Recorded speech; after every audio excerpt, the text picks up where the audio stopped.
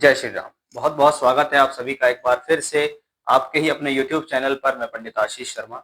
आज हम बात करने वाले हैं कि धनु राशि के जातकों के लिए आने वाले 3 महीने यानी अक्टूबर, नवंबर, दिसंबर 2025 साल के आखिरी महीने जाते जाते हुए आपको क्या कुछ देकर जा सकते हैं। इस वीडियो में विस्तार से इसकी जानकारी आपको मिलेगी। इस महीने आने वाले 3 महीने में देखें तो शनि वक्री से मार्गी होंगे, राहु का नक्षत्र परिवर्तन होगा, बृहस्पति भी राशि परिवर्तन करेंगे, मंगल, सूर्य यानी सभी ग्रहों का कोई ना कोई राशि परिवर्तन होगा।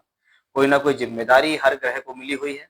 वो आने वाले समय में उस जिम्मेदारी को किस प्रकार से निभाता है आपके जीवन में, चाहे आपका स्वास्थ्य हो, सम्मान हो, प्रॉपर्टी है, आपकी एजुकेशन, आपकी लव लाइफ, मैरिज लाइफ, आपका भाग्य, कर्म, लाभ, तरक्की, प्रमोशन, सब कुछ ये इस वीडियो के माध्यम से आपको जानकारी मिलेगी। इस वीडियो में अंत तक बने रहिए जिससे कोई भी विशेष जानकारी आपसे ना छूट जाए।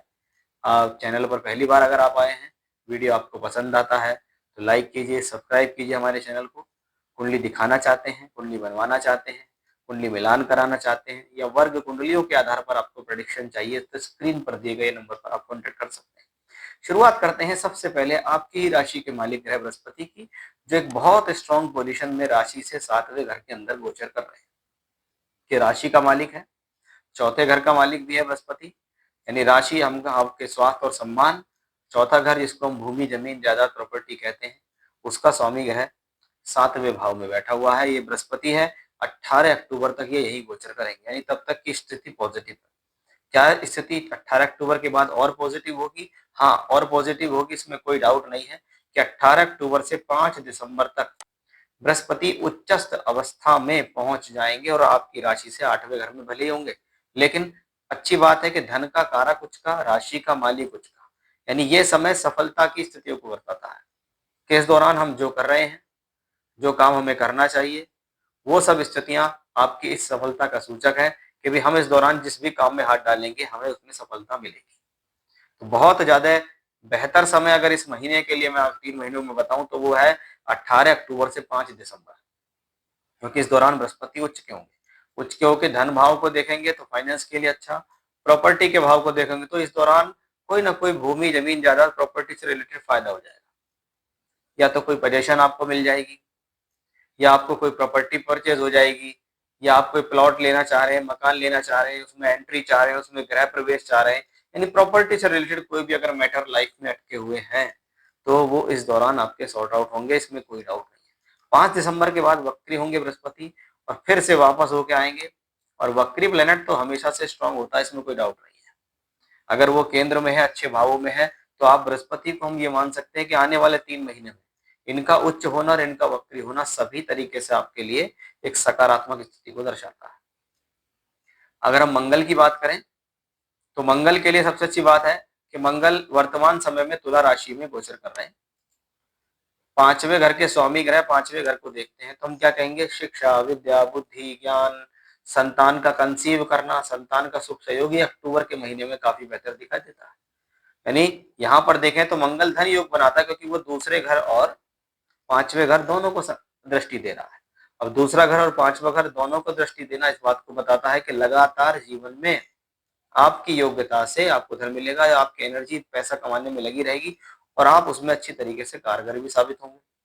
अब ये मंगल ग्रह 28 अक्टूबर के बाद राशि बदलते हैं और राशि बदलकर ये आपके 12वें घर के अंदर पहुंच जाते हैं। अब 12वें घर में पहुंचते हैं तो यहाँ ये अपनी राशि के होते हैं। 5वें घर का स्वामी ग्रह 12वें घर में है। शिक्षा, विद्या, बुद्धि, ज्ञान के लिए बढ़िया। बहुत बार पढ़ने के लिए घर से दूर जाना, या पढ़ने के लिए विदेश जाना, या संतान पढ़ने के लिए बाहर चली गई, वो ये योग इस दौरान संभव है, क्योंकि वो 12वें घर में अपनी राशि में गया है। इसलिए इस दौरान बाहर से जुड़कर कुछ काम करना, बाहर से जुड़कर कुछ लाभ लेना, या दूर के लोगों से जुड़कर कुछ फायदा मिलना भी इसी दौरान देखा जाएगा।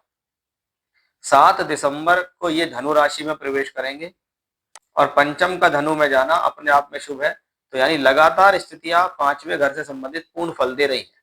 शिक्षा है, विद्या है, बुद्धि है, ज्ञान है, संतान का सुख सहयोग है, ये मंगल ग्रह द्वारा एक सकारात्मक स्थितियों में प्राप्त होगा।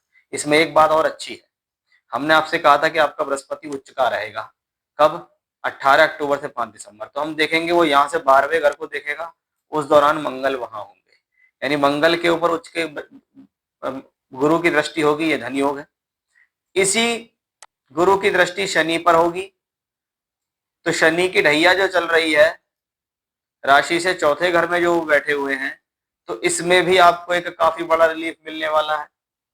और क्योंकि बृहस्पति दूसरे घर को देख रहे हैं और दूसरे घर का मालिक भी शनि है, तो हम तो सीधा सीधा ये कहेंगे भैया ये सारे जो महीने आगे आ रहे हैं ना आपके लिए, ये प्लेनेटरी पोजीशंस के अकॉर्डिंग बहुत हद तक बेहतर और शुभ है। इसमें अगर आप राहु को देखो, राहु आपके 3rd हाउस में गोचर कर रहे हैं। 28 नवंबर को ये राहु अपने स्वयं नक्षत्र में आ जाएंगे शतभिषा में, और शतभिषा नक्षत्र में आते ही क्या होगा, अपने नक्षत्र में आना, तीसरे घर में बैठा है।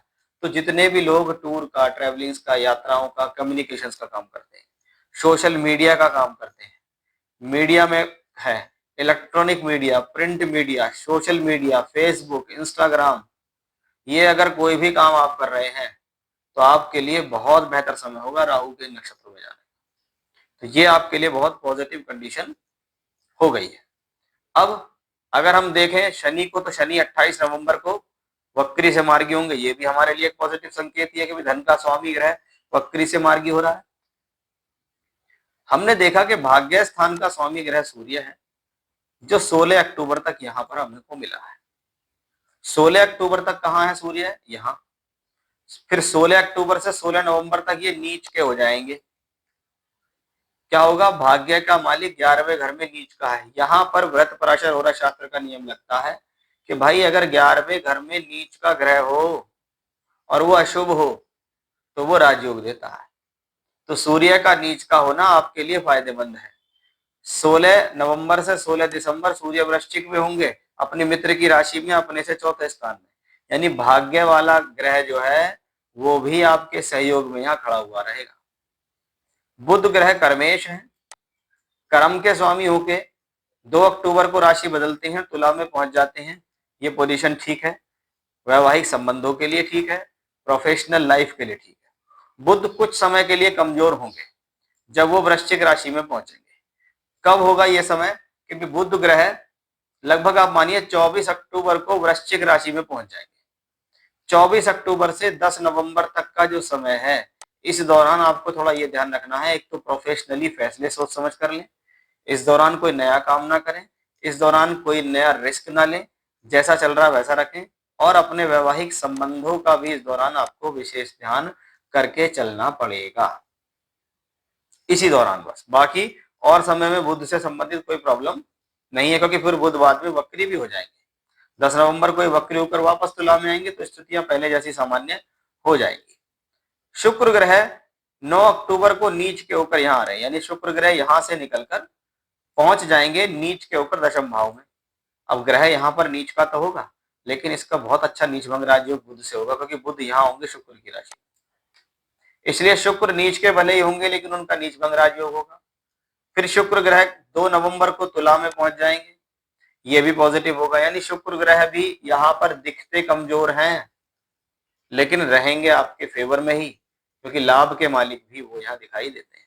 तो कुल मिलाकर देखें तो भाई धनु राशि के जातकों, आने वाले 3 महीने अक्टूबर, नवंबर और दिसंबर बहुत हद तक बहुत सकारात्मक हमें यहाँ दिखाई दिए हैं। ये भी कहीं ना कहीं ग्रहों की स्थिति, ग्रहों की पोजीशन आपके लिए कुछ बेहतर लेकर आ रही है। जय श्री राम।